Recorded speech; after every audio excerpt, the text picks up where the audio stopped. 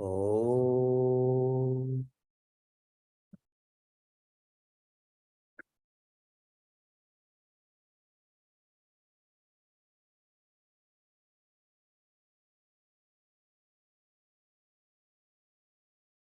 Satchidananda Rupaya Vishwotpatyadi Hetave Tapatraya Vinashaya Shri Krishnaya Vayam Numaha.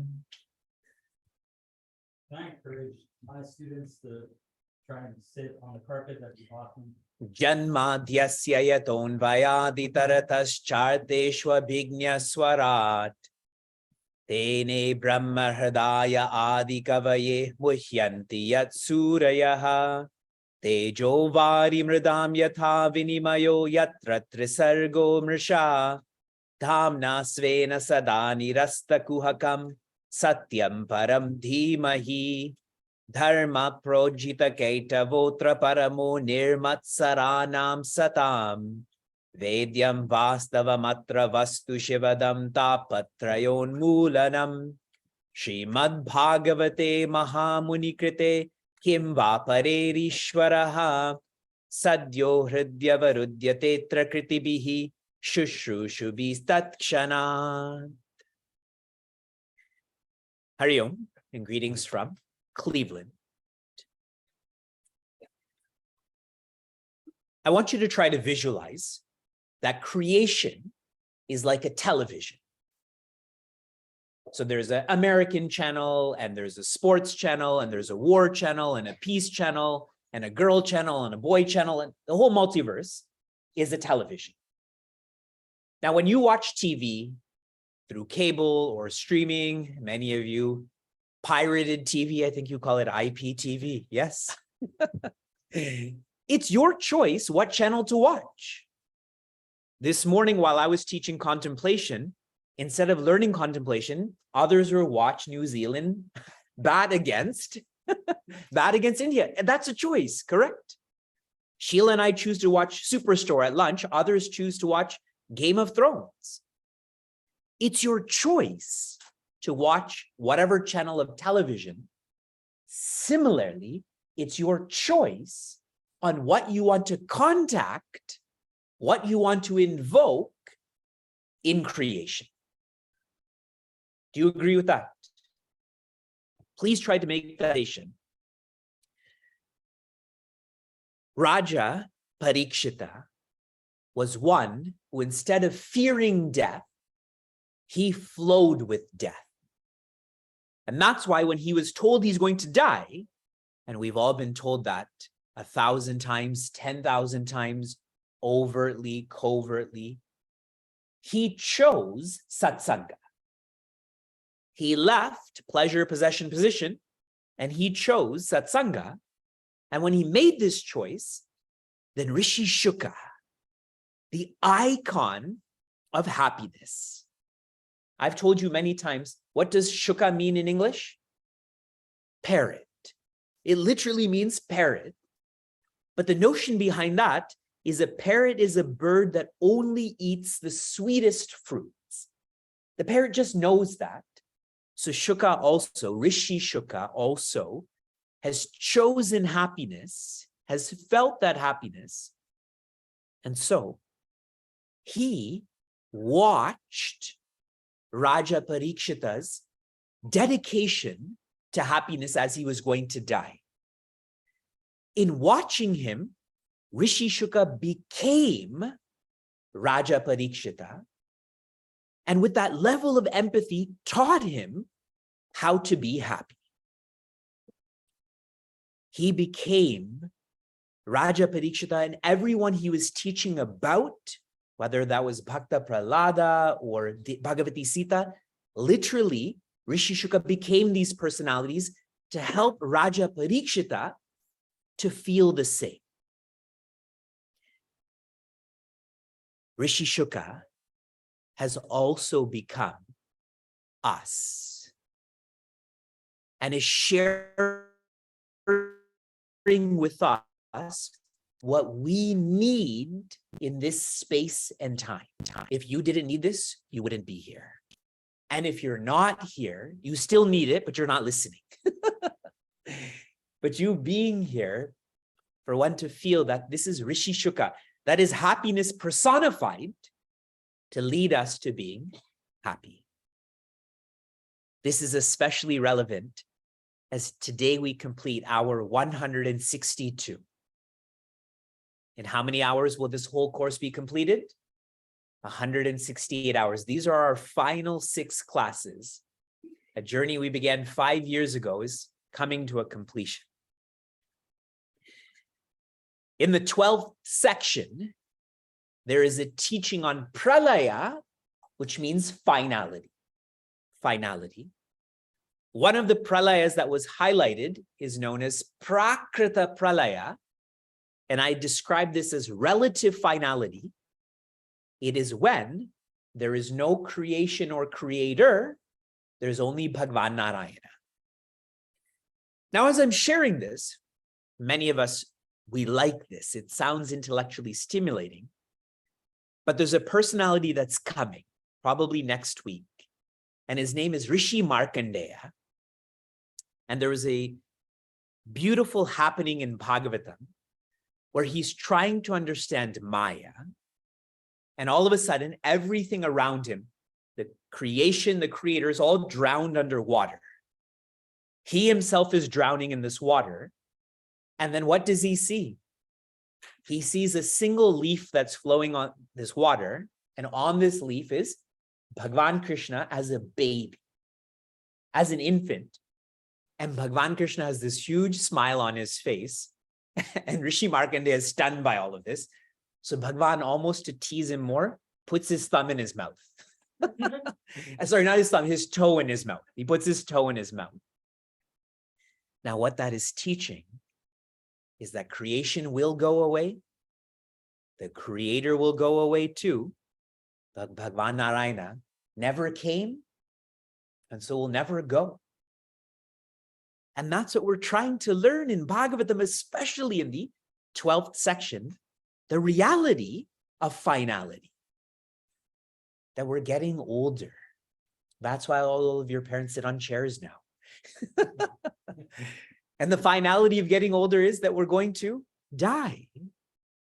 But you can do so fearfully or flowingly.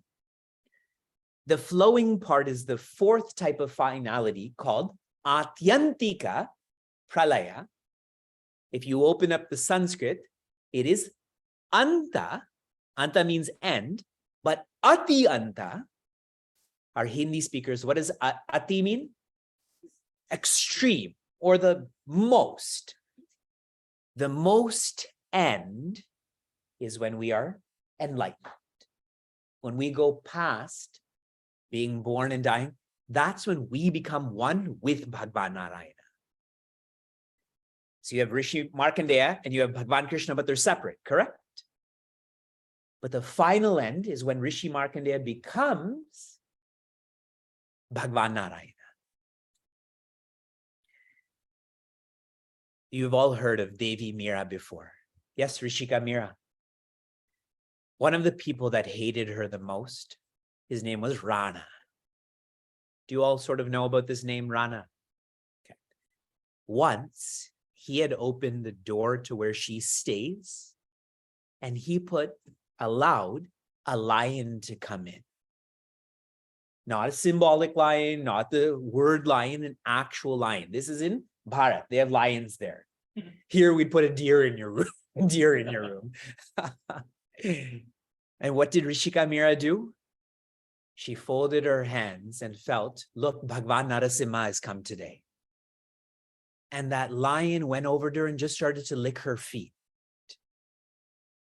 That's the power of Atyanta, where it is the end of your ego. Then you're not separate from that lion. And she's a factual being. I'm not talking about mythology like many of us have this orientation. She is a historical personality in our culture. In the end of the 5th chapter, Shri Krishna, through Rishi Shuka, shares the reason why we feel we are dying? Anyone want to guess? If you have a fear of death, why is that fear there? Why do you think like that?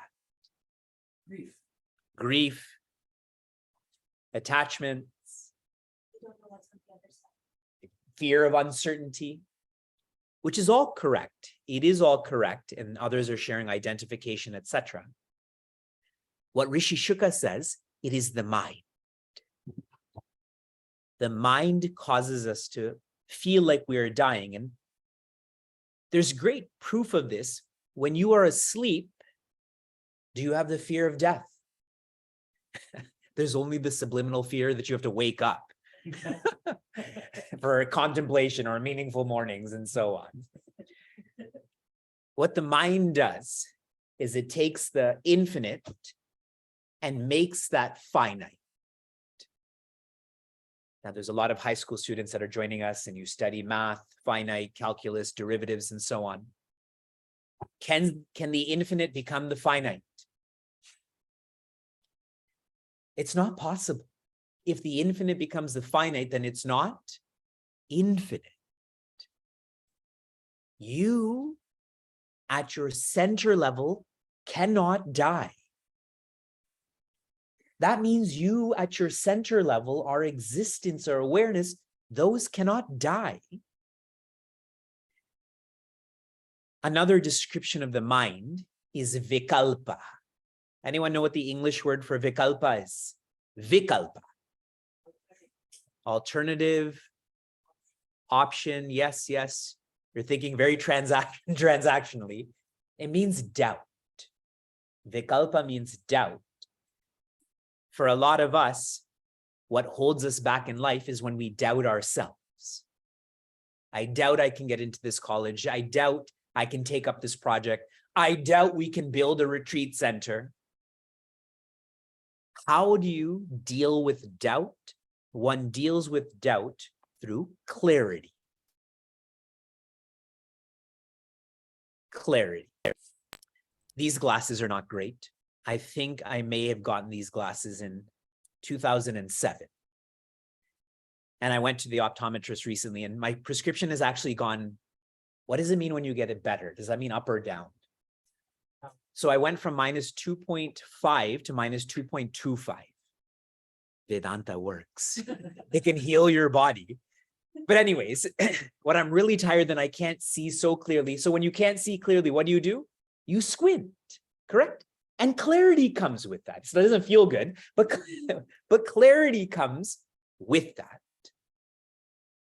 And so one of the methodologies on how we can overcome this fear of dying is clarity, but a more lifestyle choice is sattva, which means quietness.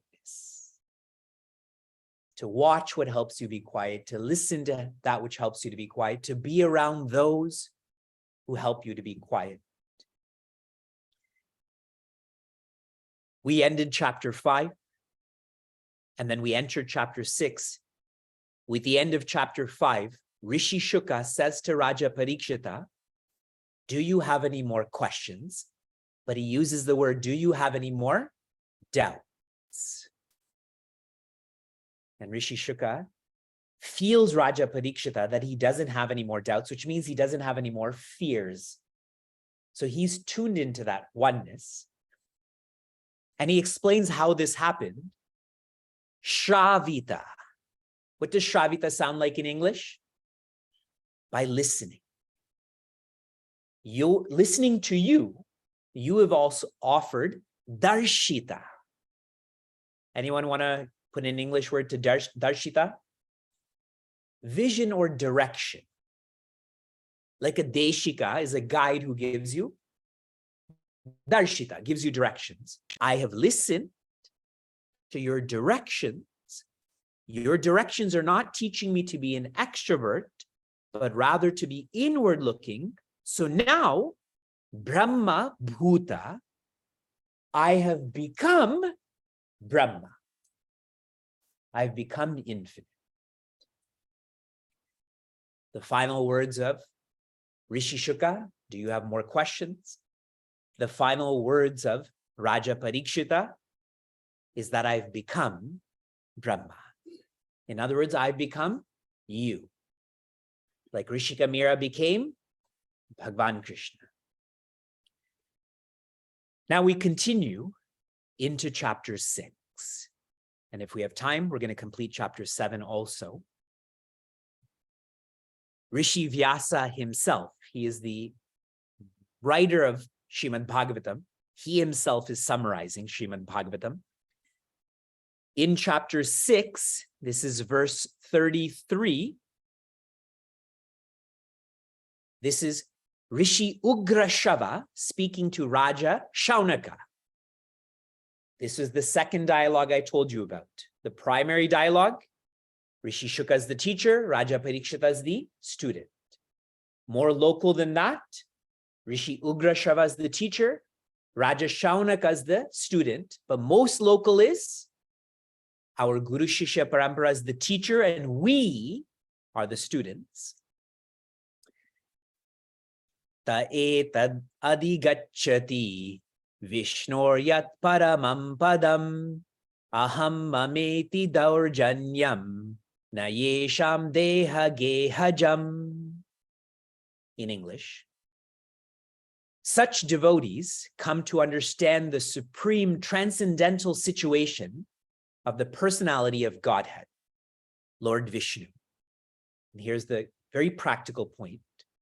Because they are no longer polluted by the concepts of I and my, which are based on feeling your home is the body. This is the translation. I'll explain more. Here's the first very reflective point. What is the name of the snake that has already bit Raja Parikshita? Takshaka. What does Takshaka look like? Green scales, fangs that go inward or outward, a neurotoxin, nerve toxin. Takshaka symbolizes samsara. Give me an English word for samsara. Spatially, it would be society, but what does it feel like? Change. Change is probably the most practical word. Takshaka means samsara. Takshaka means change. We are always being bitten by change. For some of our high schoolers, there's so much change that's happening in you, to you, whether it's puberty or applying for colleges, changes in social media, friends liking you, friends not liking you. So there's so much fear that comes with that. So I want us to try to personalize that Takshaka is not a physical entity only. It is, but this is also a metaphysical entity. Raja Parikshita had a son whose name is Janamajaya. Janamajaya, and he was enraged when he saw his father's body burn. As soon as his father's body was bitten, remember his father was not in that body. Brahma Bhuta, he's infinite, but his son didn't know that. And he was enraged. So he started a satra. He started this ritual by which all of the snakes in the world were attracted to this fire and they were being burnt up. Now, Takshaka, I've already told you, is a physical entity. He sought protection. So who's going to protect him? He went to Indra, the semi-god Indra. And Janamajaya was a powerful person. Imagine his father is Raja Parikshita. So he asked the pujaris around him, where is Takshaka? And they could see that he was hiding in Indra's palace. So Janamajaya said, bring Indra too. So now Takshaka in Indra's palace and Indra are all being attracted to this fire. Just try to visualize that power. Like in X-Men, you know, Magneto, where he can move like a cruise ship and trains and so on. Copied from Bhagavatam. The trademark is Janamajaya, okay? Make sure you write that down. So this is all happening.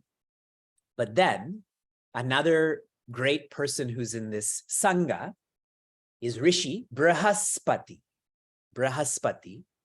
And he's looking to Janamajaya and saying, your father was the most accepting personality. He accepted death. He accepted being poisoned. Then why are you so angry at all of these snakes who were destined to do this? They were instructed to do this. It wasn't their choice to go and find your father and bite him and poison him. So then Rishi Brahaspati teaches Janamajaya how to become quiet. So now for all of us, when you're angry in January that there's snow on the ground and you have to come here on Sundays, you remember what I taught via Rishi Brahaspati. Okay? He shares so much. Here are some insights. One insight is death will be caused by prarabdha. And the implication of this is we will die when we are supposed to. Outwardly, it may appear like this person was in an accident, this person was poisoned, this person died too young. Outwardly, it will appear like that. But it's specifically shared, one dies due to prarabdha. So he's trying to teach Janamajaya, your father died in this space and time because he was supposed to. The snakes never did it.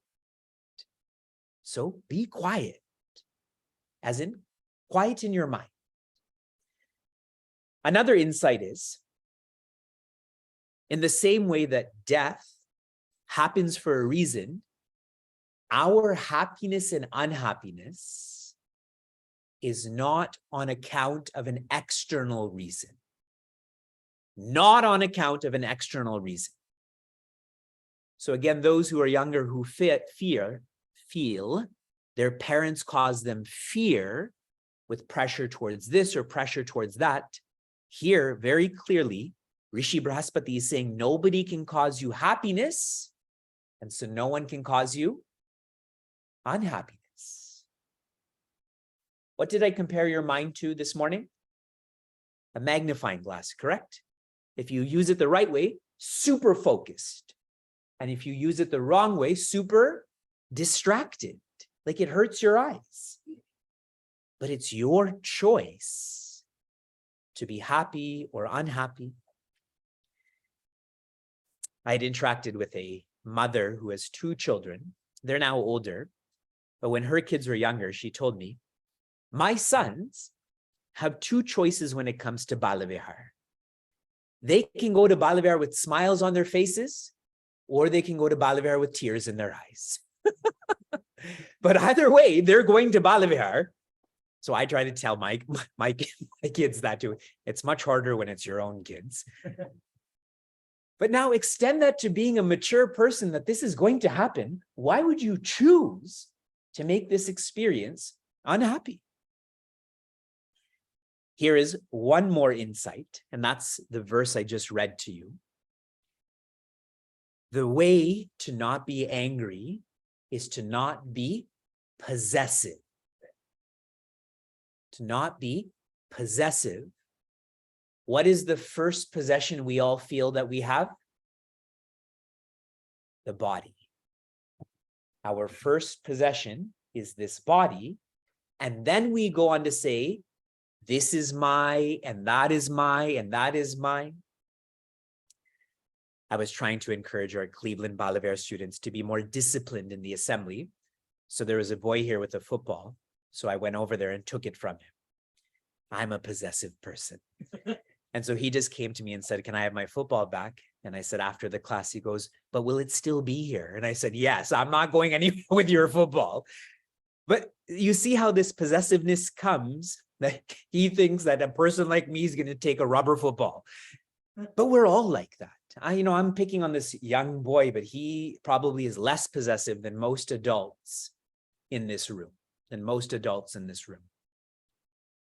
So start being less possessive with articles, then circumstances, then beings. For those who are studying contemplation, I've described this as your lifestyle. What's deeper than your lifestyle? Your equipments. And what is your first equipment? The body. So these are some of the insights. Now, I don't think I'm going to get to chapter 7 because I'm very poor with keeping pace with chapters, but I am going to complete chapter 6. This chapter is completed, and I need everyone to tune into this more. When I was growing up, my sisters and I went to a Catholic school. That means every day we studied the Bible. Every week we went to church. During church, people took communion. My sisters and I did not because we were not baptized. And we had all sorts of Thanksgiving dinners and Christmas dinners and so on. And many of the people I was going to school with, they were proud of their understanding of the Bible. They didn't understand why we didn't take communion. How come we weren't baptized? How come we didn't eat the turkey and so on? So they were proud of this. I know all of you are, but the typical person who identifies as a Hindu or part of Sanatana Dharma, I feel less comfortable sharing that they're proud of what they know of the Ramayana or Bhagavad Gita. Let's just localize it to Ramayana and Bhagavad Gita. Is what I'm sharing accurate or inaccurate? It's not an exaggeration. I think a lot of people, their relationship with Mahabharata is only through TV. Only through TV. So, if we go back to the last question by which Bhagavatam is flowing is, where does Dharma live? Where does Dharma live? This question is being asked by someone who already knows that Bhagavan Krishna's body has as if died. So that's called retrospective, correct? When you look at what happened in the past. So Raja Shaunaka already knows when Bhagavan Krishna was alive, that's where Dharma lived. So that was, who does Dharma live in? But he also knows that Bhagavan Krishna is not alive right now. So the question is not, who does Dharma live in, but where does Dharma live? That was the question. Here, Rishi Vyasa is summarizing the answer to this. So, Raja Shaunaka asks about what is the origin of the Veda? What is the origin of the Veda that Rishi Vyasa has taught to my father, and my father has taught to me, and now I'm teaching to you? Okay, everyone's following? Where does Dharma live? It lives in the Veda. What happened to the Veda because of Rishi Vyasa? What did he do to it? And he taught this then to my father taught it to me, now I'm teaching it to Raja Shaunaka, and we're all getting taught the same. So here is what he answers in chapter 6, and then he elaborates in chapter 7. The genesis of the Veda, and you may not have ever learned this before, so again, do this so you feel proud of this. The genesis of the Veda starts with nada. Nada is more of a feeling, but it's a feeling that is like a sound. You know, when your stomach grumbles. That's not nada, okay? Don't misinterpret what I'm saying. But the feeling comes, then the sound comes, correct? When you're hungry, when you're angry, you're angry, and then a sound comes from that. So nada. Nada gets expressed as Om. Before there's the Veda, there is Om. So nada, then Om. Om gets expressed as the Veda. When I say the, what numeral is that? You're saying 4, but in English, the means 1. When they say Gretzky, Wayne Gretzky is the great one, they say the great one. He's a Canadian hockey player. Which Rishi is Wayne Gretzky? He's known as the great one. So it's singular. But when Bhagavan Krishna's body died, people lost dharma. So at that time, what did Rishi Vyasa do? He volumized one Veda into these Vedas. It became 4. No Veda is superior or inferior. They're simply different. Imagine Rishi Vyasa, in this case, had 4 kids. They're simply different, but they're not distant, as in better or worse. Okay, you're looking at me. Let's start with the genesis of the Veda started with Nada. Now I have to be clear here. This Nada is spelt by Bhagavan Brahma, who we refer to as the creator, but Bhagavan Brahma's genesis, he's born out of a lotus. Whose lotus is that? Okay, so Bhagavan Narayana, then is expressed Bhagavan Brahma. In him is expressed Nada. So far, so good? So when Deepavali comes in November and you're with people who are proud of the Bible, you say, sit down. I will also tell you about our Veda. Nada then gets expressed as Om. Om gets expressed as the Veda. Rishi Vyasa, understanding that people are becoming more disintegrated, he volumized the Veda into Vedas. Vedas, very good. Then these 4 Vedas were taught to a single Shishya. Rishi Vyasa taught each of the Veda to a single Shishya. From these Shishyas, we have our Parampara. Rishi Vyasa, we remark as Guru Purnama is really Vyasa Purnama, correct? Then we have Shishyas, that is disciples, and from them, here we are. Now here's the most beautiful part of this. Everything is beautiful, but the most beautiful part. We're trying to understand the Veda, and I told you that the sword of Genesis is Nada. Okay, imagine this is the syllabus. What do you think the end of the Veda is? Imagine everything I've just shared with you. What is the essence of the Veda? You know this. Please share it. What is the finality or the Nirodha of the Veda? You can share in the chat too. It's nice teaching in person. You forget about virtual matters. Vedanta, Upanishad, go more dense. Come on. Bhagavad Gita, more. Chapter 15, more. Gayatri Mantra. How awesome is that? It's Navaratri. We're in Chinmaya Gayatri, and that message came this morning. The essence of everything I've just shared from Bhagavan Narayana as the beginning, the end is Gayatri. Gayatri Mantra. This is how chapter 6 ends. In chapter 7, Raja Shaunaka and we learn about the Puranas. We learn about the orientation of Srimad Bhagavata.